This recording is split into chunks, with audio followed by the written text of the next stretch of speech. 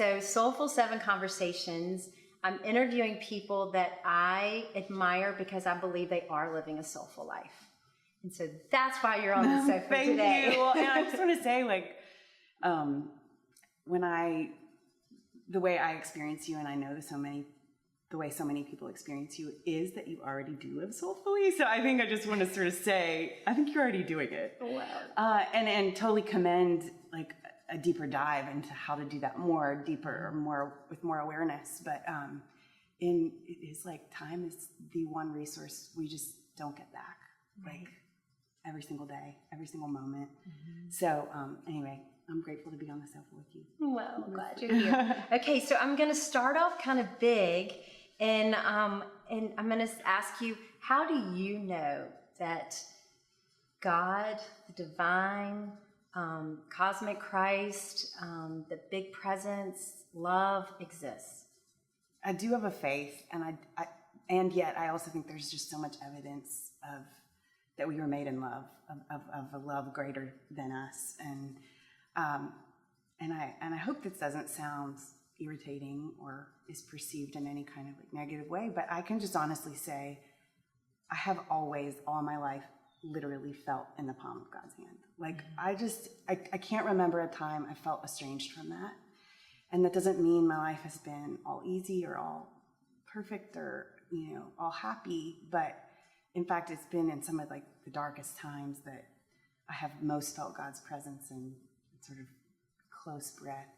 But I think there's evidence in so much of our daily life. It doesn't have to be these big, profound landscapes, but just tasting, a sweet berry, or thinking about, my own child's breathing body in my lap or something. All of this feels like gifts from something divine, some love. Something bigger than ourselves, capital L, right? Yeah.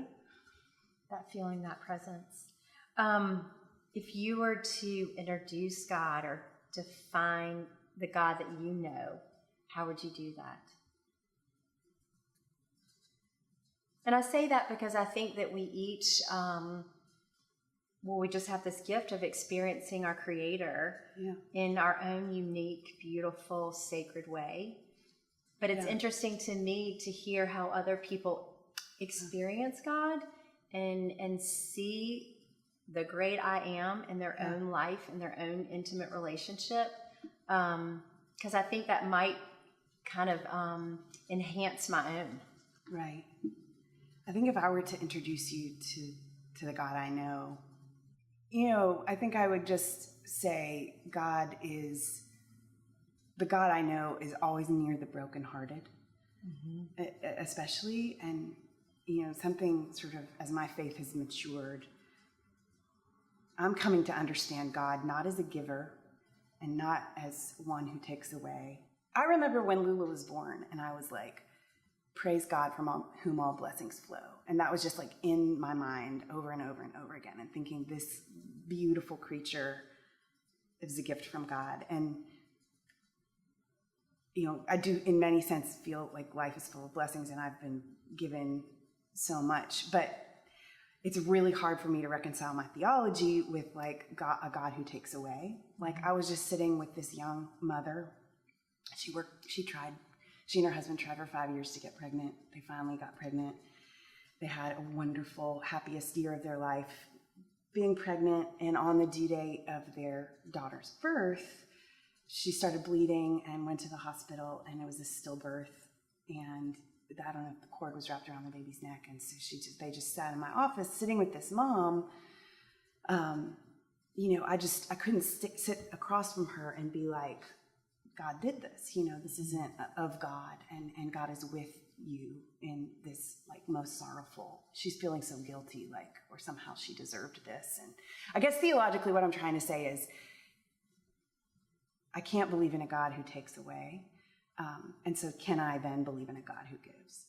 But what I can believe in is a God who's with us all the time. I love that. So, well, and that, when I've asked, ever asked to define hope, because I always talk about hope, because it's something that I feel, it's if you don't have it, then what do you have? Yeah. And so one of the essentials for me of living in hope is that God is always with me. That's right. Right? That there's so many unanswered questions for me. And as I get older and I don't know if it's more spiritually mature, which I probably is not the case, but it's at least I'm searching more as I get older.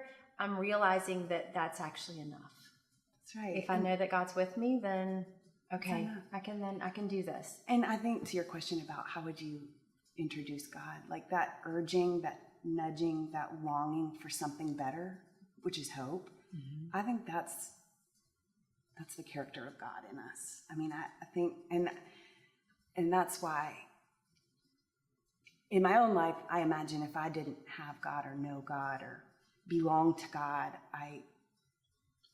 the alternative to me sounds like despair. Right. So, and I do believe that. So that it feels like despair.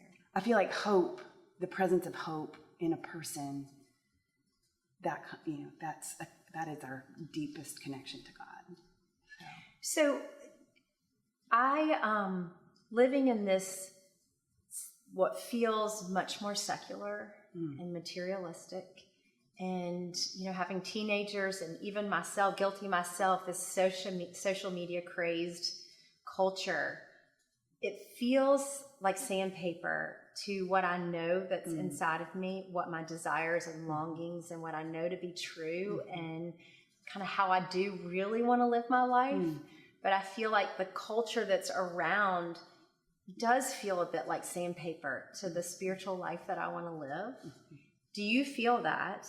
And how do we personally, within our families and children, and you're getting ready to have children that are older where you'll be faced with this even more, how do we reconcile? How do we make the spiritual part of our lives be the compass, and then the world kind of follows that instead of the world is, the king and reigns, and in the spiritual life, well, you just kind of fit it in wherever you can fit it in. If you can weave it in here and there, and you have like little sparkles of it here and there, then that's got to be enough. Right. I do feel that already, and I think it is. I think to take the gospel seriously is not, we can't split the two. I don't think we can split our spiritual selves or our spiritual lives or our spiritual desires away from the rest of the world. I mean, Jesus, himself is like, I do not give as the world gives. And I think the gospel, the good news is so countercultural. And it is so against the grain of the status quo, But it's not against the truth and the desires of our soul, and I mean that like I think that if everyone was able to reel it back, and maybe it's you sit quietly with yourself. Jesus said, "Go into your room and shut the door, but bolt the door." Like you got to step away, and I think that if we would slow ourselves down and actually say, okay, so what is it that the true Pharaoh wants and knows that she's supposed to do, and knows what her kind of destiny and her responsibility and what will actually make her feel whole and joyful? I think it's here. And I guess that's the rub. It's the struggle is that, but everybody else is out there. It's really loud. It's like they're speaking through one of those gramophones that are so loud that's speaking everything but that. Yeah. I mean, I know. I guess I think that the world is, like more and more and more. And I feel like in order for us to really be able to uncover our purpose and what we're made for, which is, to love God and love God's people and to be a blessing in this life we're given, I think is to take things away. And it's really, that to me is not the message we get from the world. I mean, if you look at Jesus' life, he was very much in the world, and then he would go into the wilderness. So he had these times of, I don't think he himself was worldly, but he got very close to the most pressing issues of his time, which are honestly not that different from the most pressing issues of our time.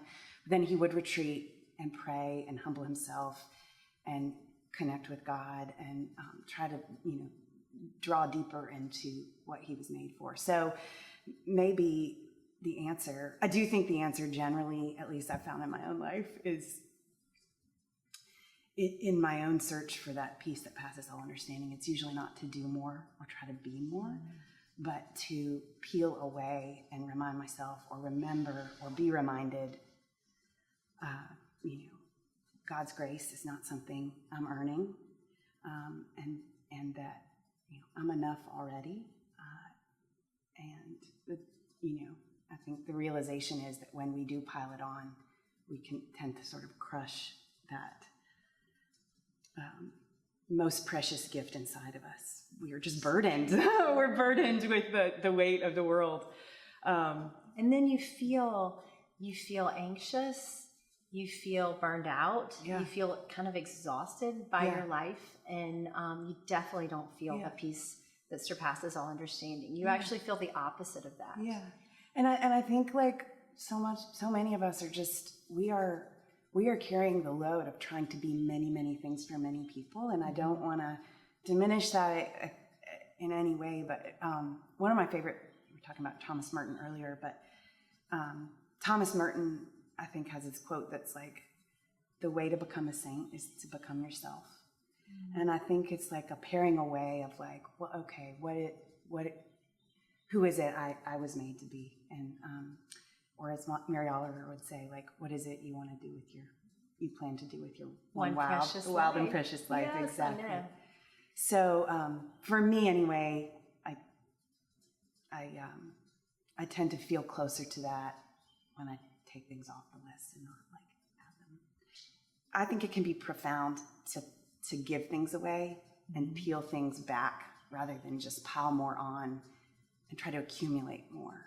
Like, I have an art studio in my new house, and I am an artist. I think that's actually my truest calling, like mother, artist. I think a lot of what I have the pleasure and privilege of doing at the Food Project is very creative and sort of at its heartbeat art making. But I'm doing this thing right now where I've been holding on to all this stuff that I've thought was like really precious and essential to hold on to, but I'm just cleaning it out. I'm giving it away.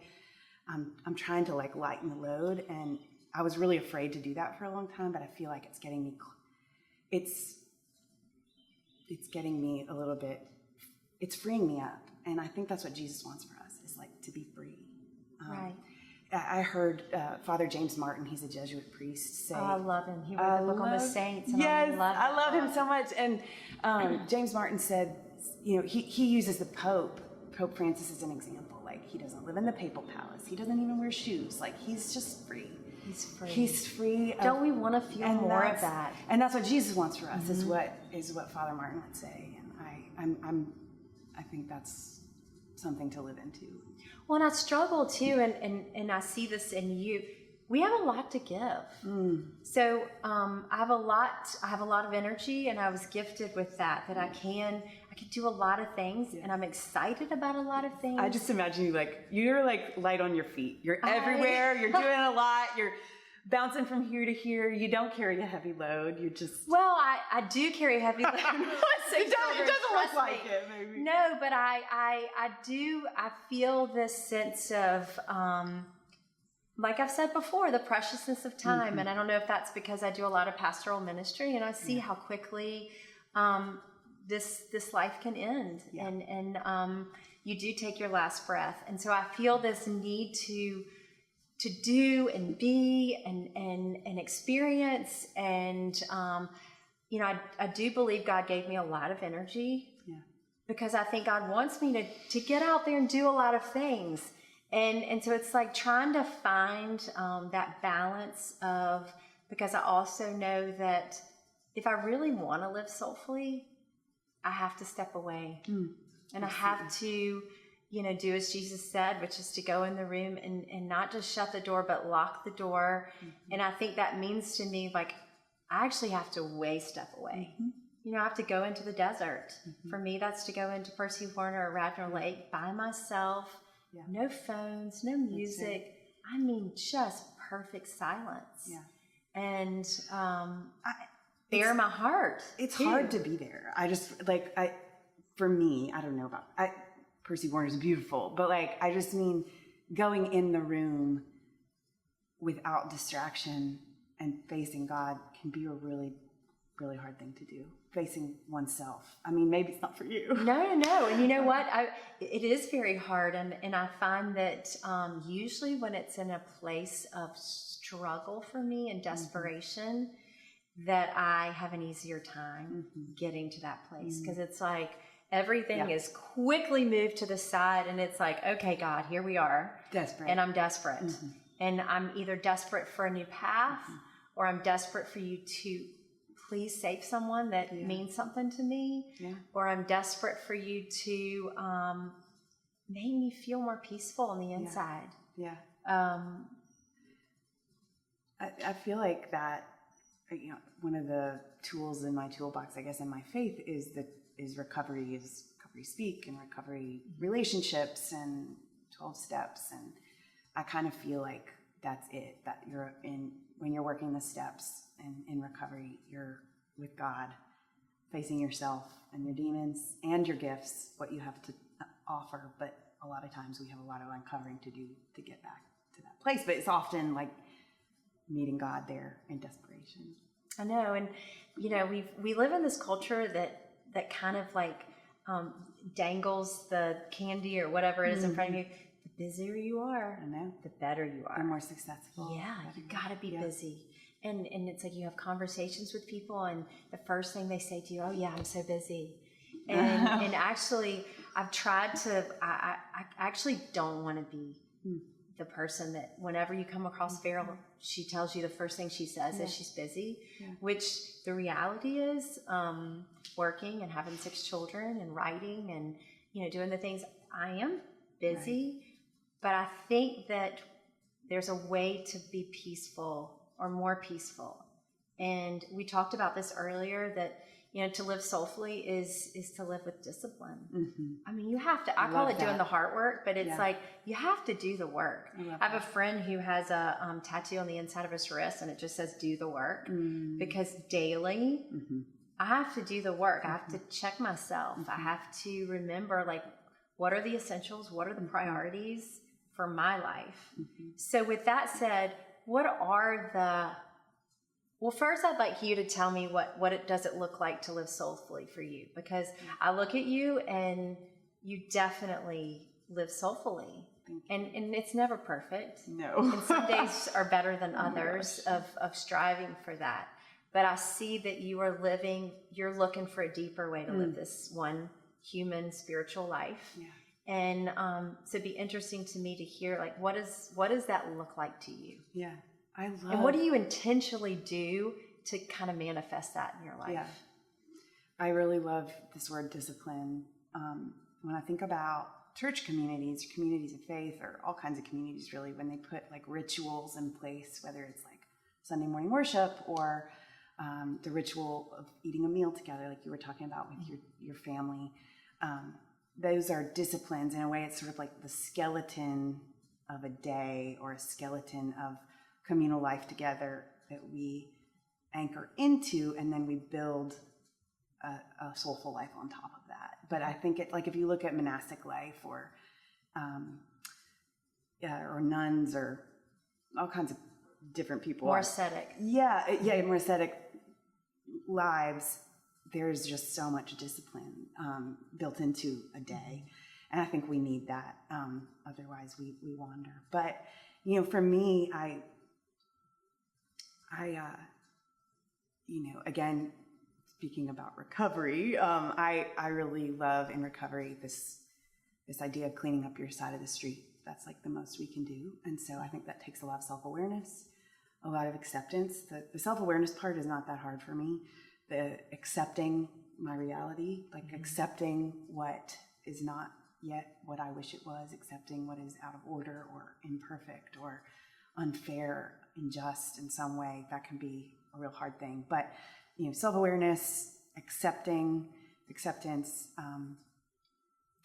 and just as much intentionality as possible.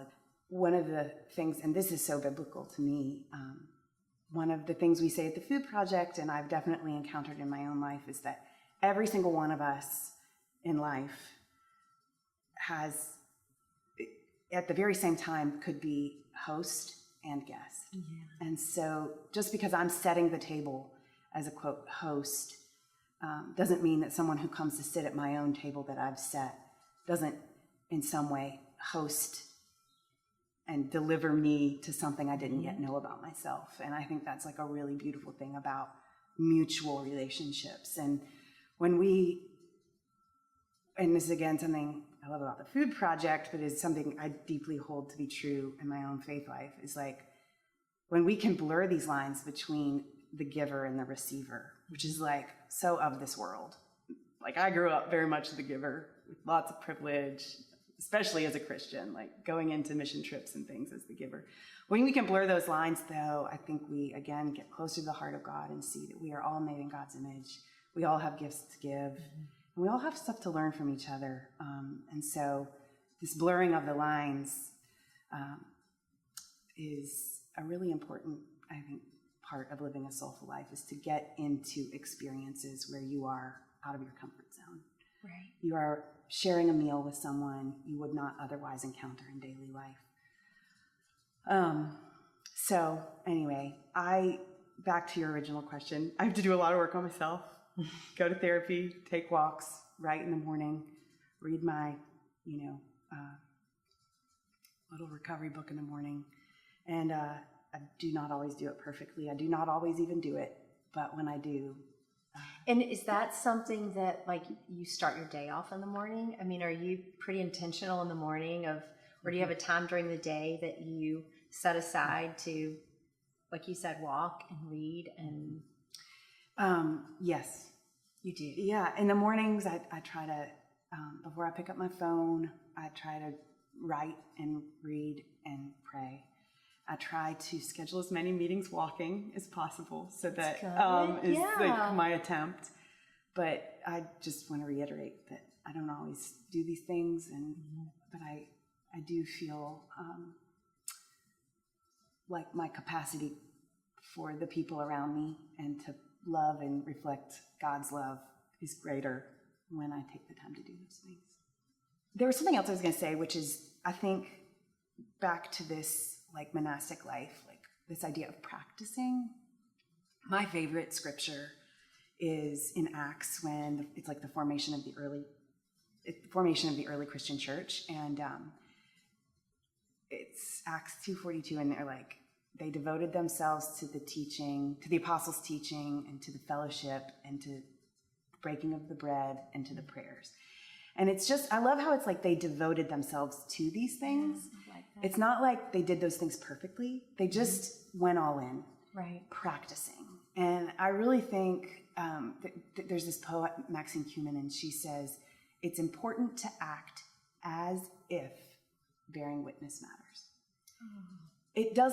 It's just important that we keep going as if this matters, and we practice. And that is hopeful, and I think that is soulful, and I think that automatically gives purpose and meaning to our lives. If we are all doing that, I think we would be a more just, more loving, more awake society. I love that. I mean, I love that, like, takes you all the way back to the beginning of, you were made in God's image. I so believe that everything was began from goodness. Yeah. And love, and I've thrown Augustine out so long ago that I just believe that God looks at us and he's like, oh my gosh, you have so much potential. I've given you everything. You have a capacity to love beyond measure. Yes. And I've given you access to the peace. It's there if you can just try to find it. Yeah. But I love what you just said about making sure that your presence matters. Yes. Because I look at you and it's so clear what you're doing at the Nashville Food Project by feeding, the people that are on the fringes that do not have the abundance that both of us have sitting here. And, but you do it in such a way that you, not only do you make your presence count, but you show them that their presence counts. Yeah. And I mean, think about in your pastoral life, the times you're at someone's bedside and you are bearing witness as though it matters, and it does matter. It doesn't just matter to that person, it matters to their family, it matters to their children, it matters to their parent. And that is living a faithful, holy life, I believe. And I think that's important to say because, a lot of times I do talk about, living soulfully as it being an individual experience. And I don't want to ever not say the importance and my belief that your life has to have a significance to the bigger picture. Yeah. I mean, I think that, God put us each here, and I believe we are here because we have a reason, that God sees something that is just uniquely Tallu or uniquely feral to do in this time and space. And, part of life is that searching for it, and we hope we discover it. And then when we do discover it, we make our presence count for something. I'm just, we live in this world right now. We have so many things going on in culture, politically, socially. It feels, we keep hearing how divisive we all are, and, polarized, and, a lot of these really heavy, dark words that are labeling this time that we're living in right now, which I'm not so sure that this hasn't been the case with humanity always. But it makes you really need to take a look at what are your truths and what are the essentials in your life that you are going to hold on to in the uncertainty and in the meanness and the unpredictability. And so I'm just wondering, what, as a mother and as a wife in your household, what are the essentials? What are your truths that you just know and you're holding on to?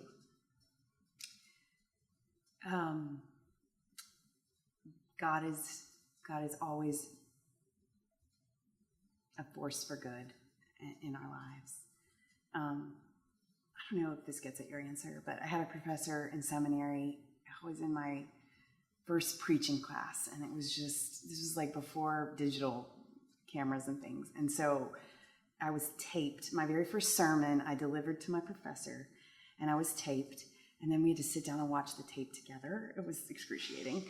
And my teacher, she turned off, she used the clicker, and she put the clicker down on the table. And she looked at me and she said, "Tallu, you have to decide that what you're here to do is more important than how you feel about doing it." And I'm not sure this is the kind of truth you're after in this question, but I think about that as a mother, as an activist, as a pastor all the time, that what God put me here to do is more important than my resentment, my exhaustion.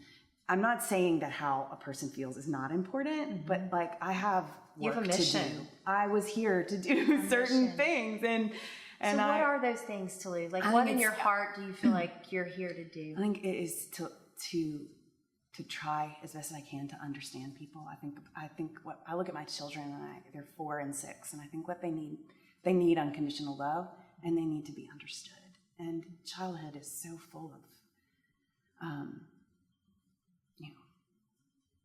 life is full of difficulty and pain and things that don't make sense. And I watch them encountering things already in the world that are unfair, and I want them to have a forum for expressing what they don't understand, and for me to understand that they don't understand it, and that that's okay. And I don't know if that made sense, but I feel like I'm here to love unconditionally, to share what I have, to understand, to hold the mirror up to the goodness in other people that I see.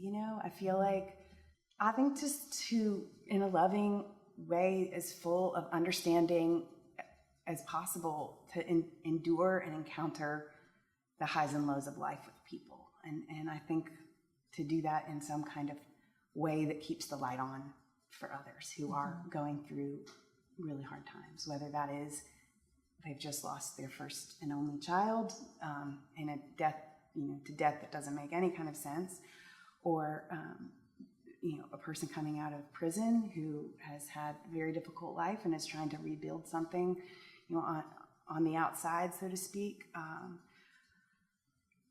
I feel like lately my prayers have been really simple, just be with me, God, be with me.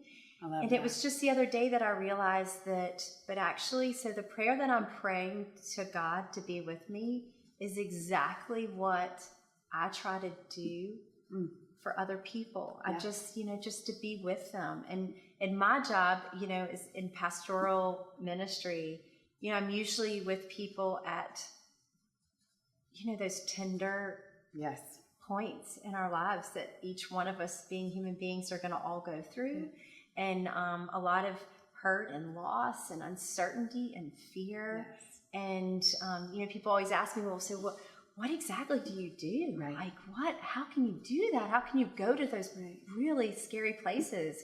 And I go back to the same prayer that I pray to God, be with me, is exactly what I'm then trying to do. Is to be present. We have to be with each other. And be present to their pain and be present to their fear and be present to all but and it's just like what you said, though, is to, I need to be with my husband. I need to be with my friend Tallu. I need to be with my children. That if we want to live lives that are consequential and that our presence counts, it's because we're being with people. Yeah.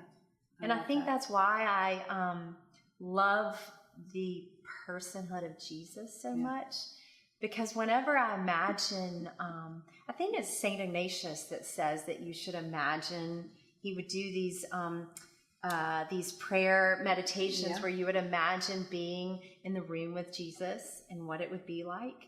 And the first time I read that, I thought, gosh, what is this saint from like the 1100s talking about? But now it is so comforting to me to imagine like Jesus in the room and how Jesus would be. And it's like the ideal human being. It's like the ideal friend, the person that you want to show up and be in the room with you, the person that you want to sit always. Like I always say that, at a dinner table, I always want David at the table, because David's always great for conversation and he always makes everybody feel welcome. Not that I'm comparing David to Jesus. Your own personal Jesus. But I just feel like that if Jesus is at the table, that you would have the best dinner party ever. And in those moments where I don't have answers, I can just imagine Jesus laying his hand on my shoulder and maybe not giving me the answers, but just being with me. Like, okay, we're gonna find our way through this. And I don't know, it's just this new thing of imagining what Jesus, this gentle, I go back to this word of gentle, but I feel like Jesus would be this gentle presence. And I feel like our world needs more of that. There's a lot of fiery words and rhetoric, and there's a lot of meanness, and there's a lot of anger and fear and churning up a lot of anxiety in our culture right now. And it's like, I just want Jesus to walk in the room. Yes. Right? And I just want Jesus to say, okay, guys, we're all human beings here. Yes. And we all have the capacity to hurt and be afraid. And let's just be with one another and figure our way through this. And we kind of lost that capacity to, I don't know, maybe it's just the distilling it down to just loving one another. Yeah. I don't turn the television on anymore. Yeah. Because I don't turn the radio on in the car. And so, I know people probably think she does not know what's going on in the world. And unfortunately, through the phone, you still get bits and pieces of what's going on in the world. But I just realized that it's too much. It's too much. I don't want my children to feel this anxiety and anxiety and anger around them, because I need them to be light bearers and hope bearers in the world, and I need them to not be beaten down before. And if I watch that stuff, I feel like, oh my gosh, I don't have a lightness of being, and I need to be that person that goes into the room and does say, you know what, things are possible, and we can have light, and hope is there. And what I love about you saying you don't turn the TV on anymore, to go back to something I was saying, which is about your own self-awareness, it's like, your line, like, where your limits are, like where that starts to like dip into what then you're going to have to be able to give. And have you ever heard like that, like the bucket filler versus what dips into your bucket? Like, I Yeah. think that's like a thing you use I with know, your it's kids. Percy. But My son yeah. Percy, at 5 years old, he's learning that at school right Right. now, and he's talking about, I'm filling a bucket. I'm That's filling right. a bucket. That's right. And to being aware of what dips into your bucket versus what fills it. And yes. it's different for all of us. I had an amazing professor who said to me, Tallu, you have got to let this world in to the point that it galvanizes you to do more, not to the point that it paralyzes you. It's true. And for all of us, that's a different line. We can't. God doesn't want us to be paralyzed. We are actors of God's love in this world, and so we can't turn. If for you it's turning on the TV, I think it's important to be informed, but not to the point that it dips into our bucket and paralyzes us to act and to be the light. And when I think about you, one thing I think about in the book of John, where John's writing and he's like. The light came into the world, and he himself was not the light. He was just like the bearer of the light. And I think we're all called to that. I think you're so good at it. And through your writing and through your visits to the hospital and your way you parent your children and all of that. But just like being this like tunnel or funnel of God's light is... You know what I realized, Tallu, is I realized that, I'm really, we talked about this is a period of discernment for me. Mm-hmm. And so this year of living soulfully, I'm really just conscientiously trying to figure out what is it that I need to do to be the best version of myself, to be a happy, balanced, peaceful, joyful person. Mm-hmm. And so I'm asking myself questions like, okay, so what am I good at? What do I enjoy? Where can I make a difference? What I just keep coming back to this 5th grade girl who, just so loves people. Like I genuinely love the human being. Yeah. Like I think God has just created the most magnificent thing in the human being. And I'm so interested in people. I'm interested in what they're thinking. I'm interested in what they love and enjoy. And more than anything, when they're struggling, I want to help them so that they can keep being these people in the world. Yeah. Like and that helps you. It does. In a way, or it makes you feel like you're in your purpose. I know, it is. Yeah. I do think that part of living soulfully is figuring out what your purpose is. Mm-hmm. What is it that makes Tallu, on fire in this world? Like, what is it that makes her life count and her presence? And figuring out what that is, and then in the most peaceful, balanced way, trying to fulfill that on a daily basis. It's kind of like what living soulfully, it's part of it. Yeah. It's, being quiet in nature, and it's, having some sort of prayer life and conversation with God, but it's also like, okay, so I was created for a reason. Yeah. What is that I could be out there doing? That's right. And I think that, we are kind of on the same path, but we do very different things. Yeah. And for a while in there, I was like, oh my gosh, I just want to be feeding people at the Nashville Food Project every single day. Like I love to feed people, and I love that she brings people to the table. And what I love is that you feed people that could be eating at McDonald's or eating not healthy food. You're like, you know what? No, we're going to set a table for you, and you're going to eat the same thing that I would fix for my family. Like, we're going to use beautiful vegetables that I've just come out of the garden, and I'm going to set a table for you because you're like made in the image of God, and you deserve to have a beautiful meal and conversation and believe that you are this beautiful creature in the world. It's so admirable. But I say that because I think sometimes people feel overwhelmed with that. What is my destiny? What is it that I'm here to do?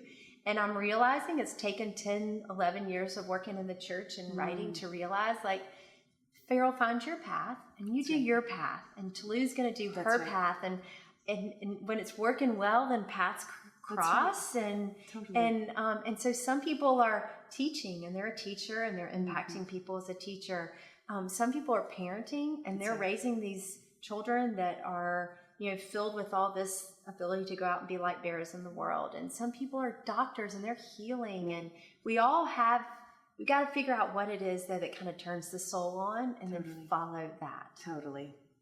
I love Jen Hatmaker. Do you know Jen? Yes, I listened to her podcast. Yeah. She did this beautiful podcast on Barbara Brown Taylor. Oh, cool. You know I love Barbara Brown Taylor. I know you do, yeah. Love her. Well, Jen Hatmaker, I saw this once on social media, and she's just like, at the end of the day, like all we can do is ask ourselves, was I faithful with what I had been given? Like today, was I faithful with what I was in front of, with what I had been given? And I kind of think that's like a pretty amazing way to end the day in conversation with God. Like, was I faithful with what? Like, it's sort of like, did I do my best? And not, was I perfect, but was I faithful? And, well, I just saw this email. I just saw this podcast, interview with Elon Musk. Yeah. Who is this like titan of intelligence. Yeah. And he is thinking so big, so wide, and it's like remarkable actually to hear his brain think. Yes. The things,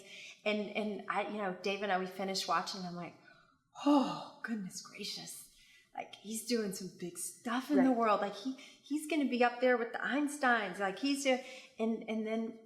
I got to bed and I reeled it back, and I'm like, you know what though? It's one step at a time, and I'm loving, and I'm doing Farrell's Road. That's exactly right. And thank God for Elon Musk, because he's gonna, take us to places we've never been taken before, but I'm gonna love into places that I haven't ever been before. That's exactly right. That's what we're doing. I think it's interesting. I think that, and I want to make it clear when I talk about living soulfully, that it's not just like all sunny days that you're living soulfully. Right. It's actually living soulfully is very possible when you are in the dark places, when you're in the places of like, oh my goodness, like I'm not quite sure how to put one foot in front of the other, or my heart feels so broken right now, I don't know if it can ever be repaired, or you know what, this life or this person or this scenario has really disappointed me. Right. How do I put the foot in front of the other? What are the things that I do to try to make through it? Right. And, I always say,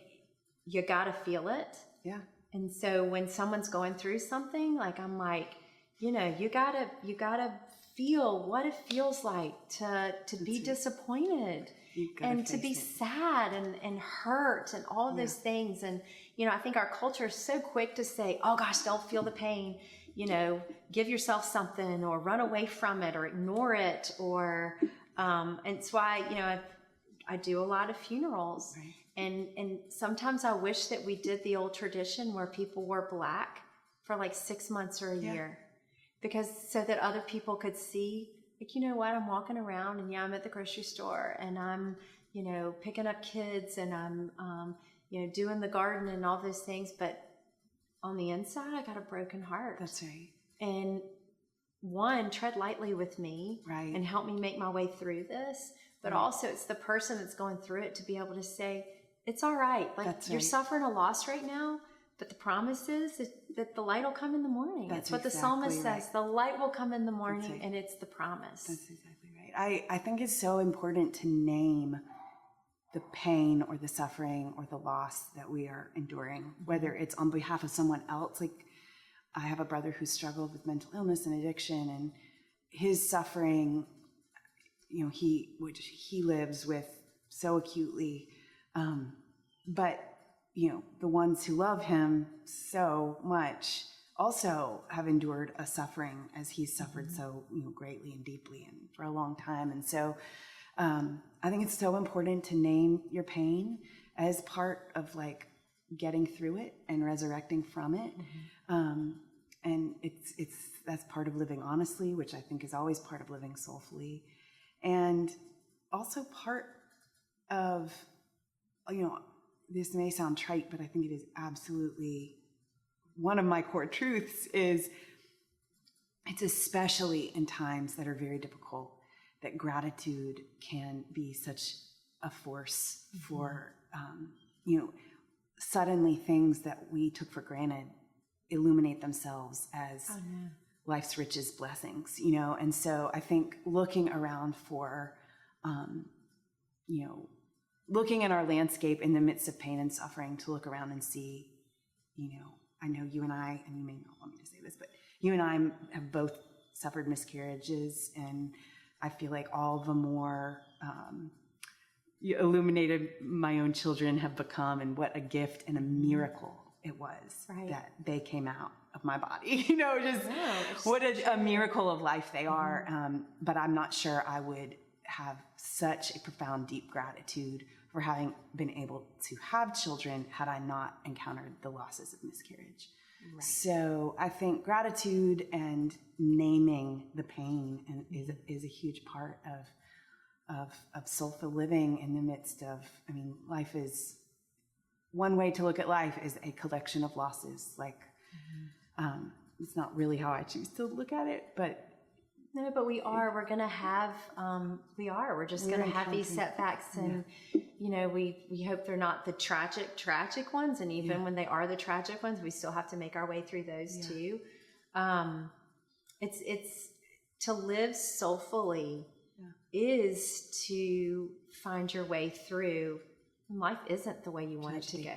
It can be a lost dream. Yeah. It could be a lost baby. It could be a lost friend. Mm-hmm. All of these things that we have to, and I think that part of living soulfully is having the toolbox and then going in the toolbox.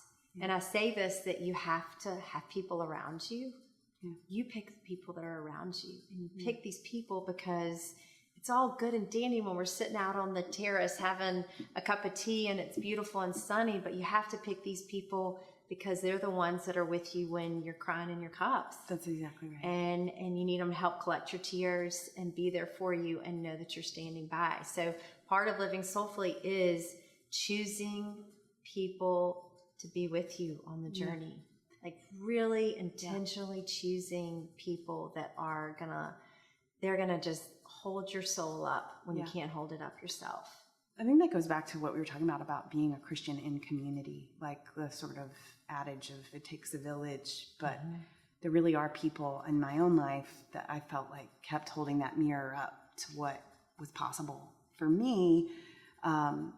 What they saw in me, especially in times when I thought, okay, I need to switch paths here, or I keep hitting dead ends, or and so that it is so important with who you surround yourselves with. They can keep the light on or keep that faith going in times when your own faith feels tested. Or well, I've said many times in my own life that, especially with Charlie's cancer, that there was a time when I absolutely could not carry my own faith. Yeah. And I'll never forget my mom walking into my kitchen in New York City in our small little apartment and her just saying, "I'm going to carry it for you until you can carry it." And it was so profound that it's like when you talk about, how is your life going to be consequential? The idea that there would be a time where I would help someone else carry their faith. It's like, then my life counted for something. Yeah. Because that is the most beautiful, precious, sacred thing you can do for another human being, is to be there for them in that place. Yeah. And if we're following Jesus as our guide, come to me, all ye who labor, who are heavy burdened, I will give you rest. I will carry the load for you. We're yoked together. Right. Okay, so you've crossed through the gates and you've high-fived Peter, and you step into the presence of God, your spirit. And what would you say? What would you be thinking? What would you like to hear? What would you say to God?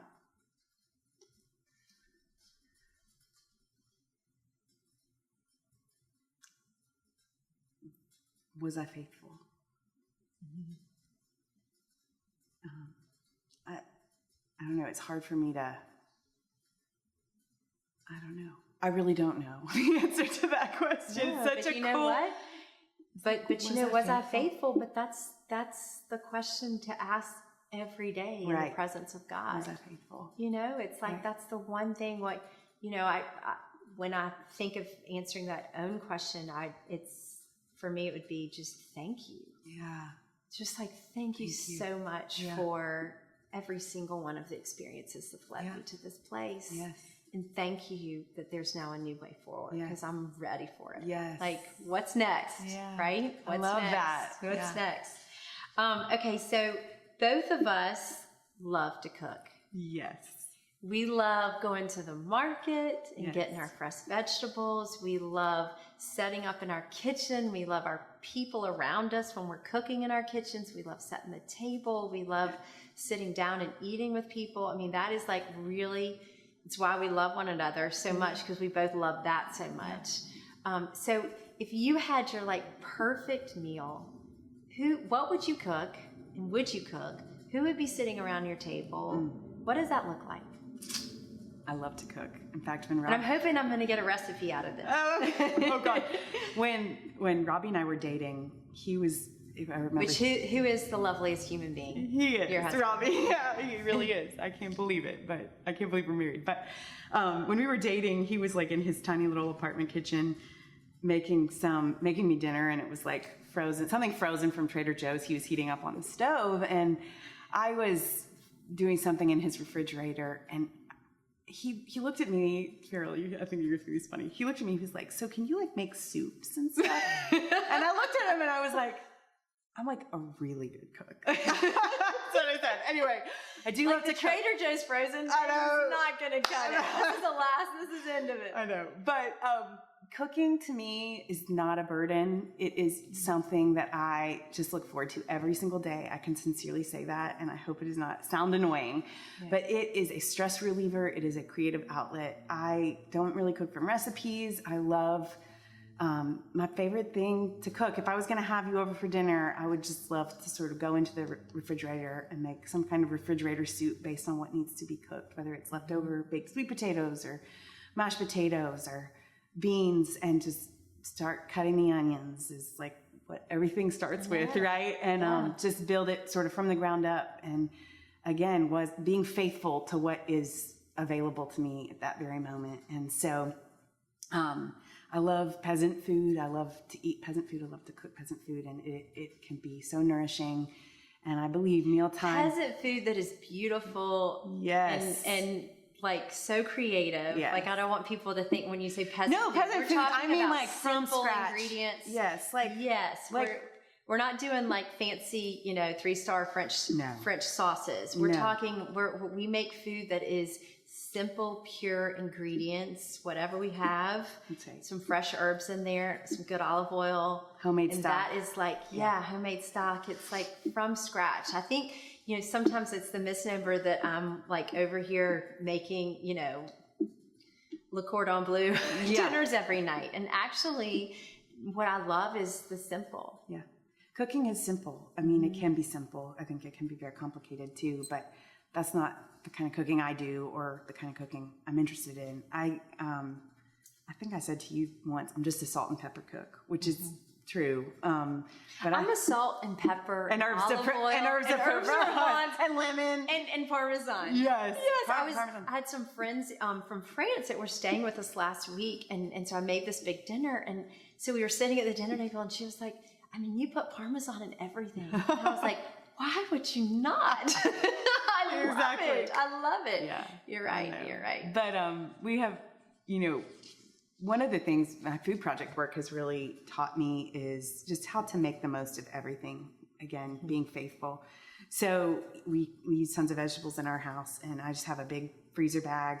All vegetable scrap goes in there. Once a week, we make a big stock out of like all the leftover, vegetable scrap, and maybe put Parmesan rinds in it. That's a good idea. I love the Parmesan rind. But it's so great to have something so nutritious. And I think to your point about mealtime and who would be there, definitely my own family. But one time I was introduced to this idea of the uninvited guest, that you always leave a seat for the uninvited guest. At Passover meals, they do that for Elijah. It's a Jewish tradition. Yeah, I love that.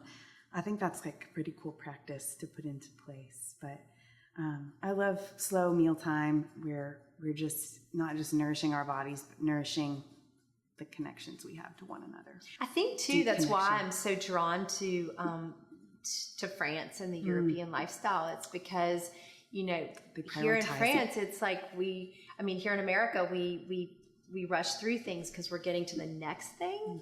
And in France, it's like, but this is the thing. That's right. Like relish. The whole day is leading up to this moment where we all it's just beautiful.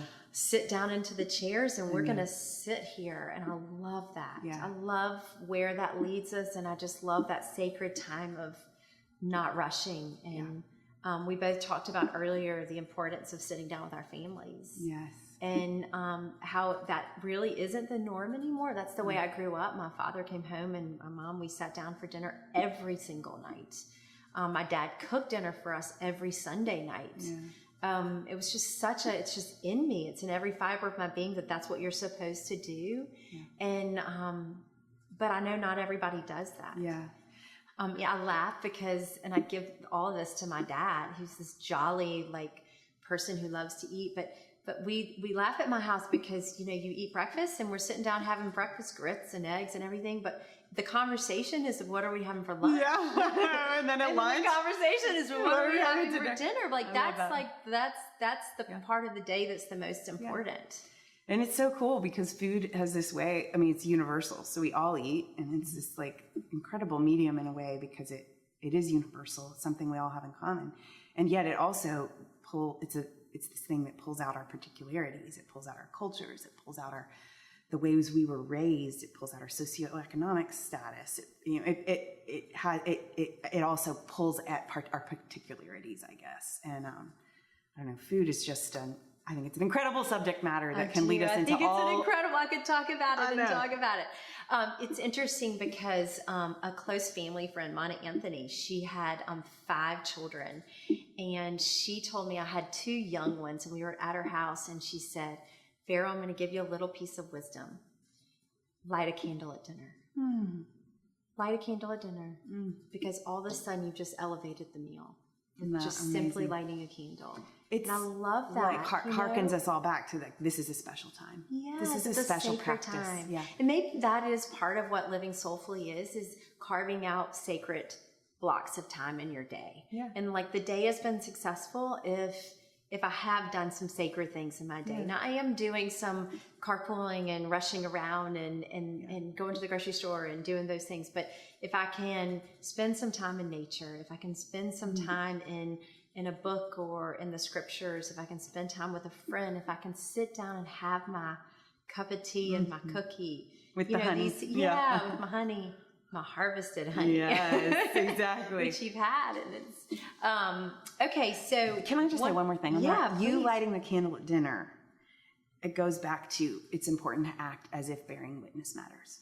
Like, even if you're the only one who's making that time sacred, you are acting as if it's sacred. And I think the more you practice it, the more everyone's you're done demonstrating it. Because we're trying to model it. You're practicing and modeling, and then you're like living into what your hope is. And I know, and I've realized, over the last 10 years that I am a kind of fly by the seat of your pants girl with parenting and with cooking. I don't cook by recipes. So I read cookbooks like it's like pure literature. Same. But then I close the book and it's in my head and I create it myself.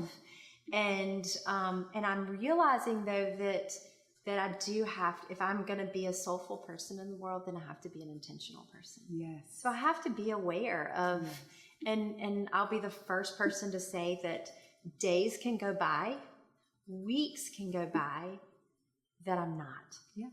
Because I do get into that rush, twirl, trying to accomplish things, busy, moving from one thing to the next.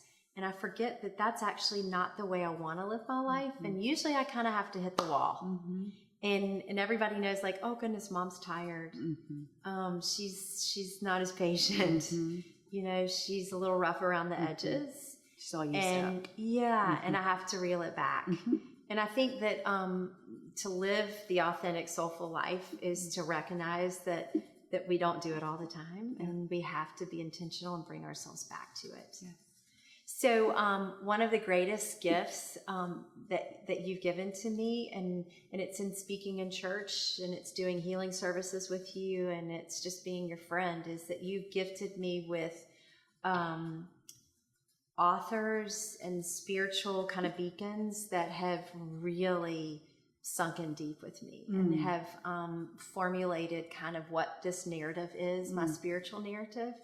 And, you introduced me to Mary Oliver, who, she just puts to words what I feel in my soul when I walk Radnor Lake, or she just reminds me that there is a sacred reality that I'm a part of and that I get to participate in and I get to enjoy and relish and savor.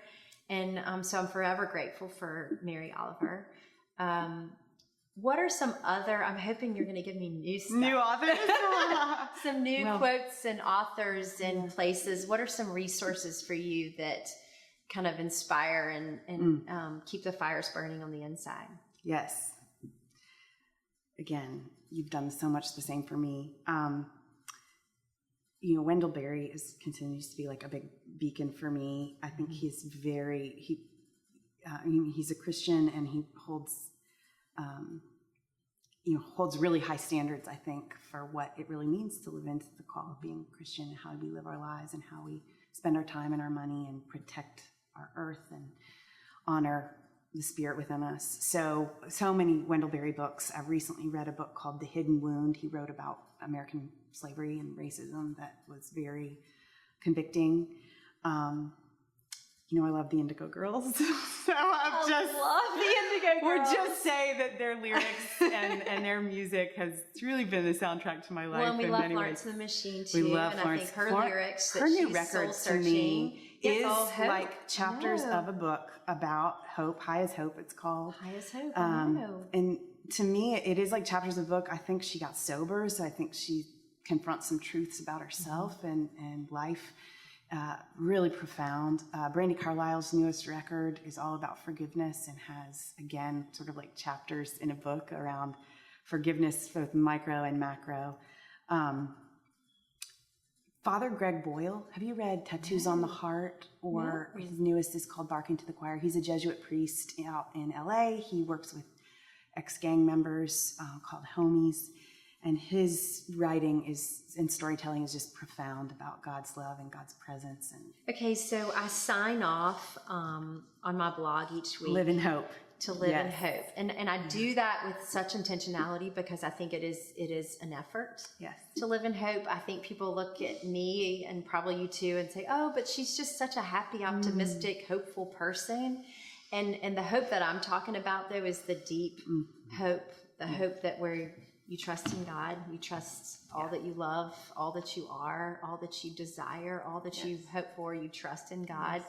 The hope that healing and resurrection are possible. Yes. The hope that love is all that we need and will prevail. Yeah. Always will prevail. It's deep when I say live in hope. Yes. So what does it look like to live in hope for you? And what is like your big hope?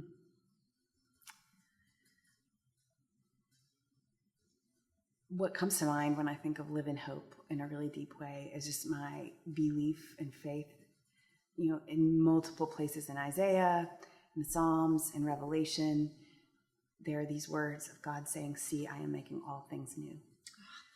See, I am making all things new. And I just have to believe in that constant and joyous renewal in God, both daily and eternally. I think my big hope is that, this sounds really, what's so tragic about this and also gives me hope is that this is so within reach. It's just that, we could live more equitably, where, people among us, I'm not talking about in other countries, although globally this would be amazing, but even just people in our own community, we could restore some economic justice where people did not have to go without their basic human rights, food, clothing, shelter, water, family who loves them. So that is my hope, and that is something that we really could do in this country easily enough, but it's political and it's controversial. And I know, but we have people like you that are gentle presence in the world who are hopeful people that, like, if there was ever anyone to make that a reality, it would be you. I just have to believe it's possible, and I am going to work the rest of my life to see in whatever ways I can. But to your point about Elon Musk, we all got to figure out our path and work on that path, because I can't can't work on housing issues, and I can't work on, or I'm not working on minimum wage issues. I'm working on, the issue at hand for me, but I do recognize that it touches all these other things, and we can't do it alone. So I love Dr. King's image of the beloved community. That would be, do you know that just beautiful picture where people have what they need, and it's a just and loving society full of mutual respect. And when I think of I am making all things new, I have to believe the beloved community is in our midst. I love that, Tallu. That is like a new definition of hope for me. Yeah. See that I'm making all things new. Constantly. Because then it means that we're living in anticipation of what God will do next. And so we don't get stopped, but we keep putting that one foot in front of the other.